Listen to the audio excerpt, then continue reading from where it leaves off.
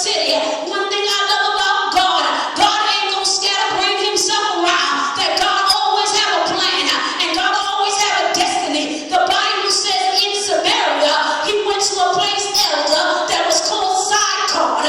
He went to that particular place because he knew where that particular well was, and he knew who was attached to the well. It wasn't just an ordinary well, but the well belonged to Jacob. It was Jacob's well that he gave to his 11th son Joseph. He went to a place of not familiarity. He went to a place where he knew things was about to happen. He knew what he was about to do. He knew that one person was going to come, and he went in the heat of the day. He went walking while he was weary, walking while he was sweating. As a matter of fact, the sun was at the zenith, and the zenith mean it was at the top of the line.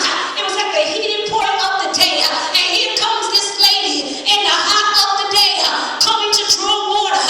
When the custom back then those days, the women want to interact at the water, so they come when other ladies was around. They came in the cool of the day, they come in the morning, or they come in the evening. Who in the heck wants to draw water while it's hot all around? My situation is hot, but I'm in need of water. I'm in a hot spot, but I need some water. My situation is burning me out, but I am in need of water.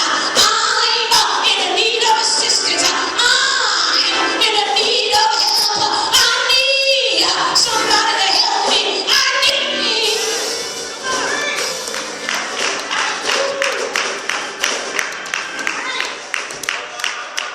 The Bible says, in the heat of the day, he comes and he sits on the well.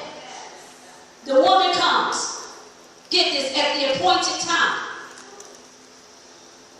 History teaches she had to be an outcast because she chose to come alone because she didn't want to intermingle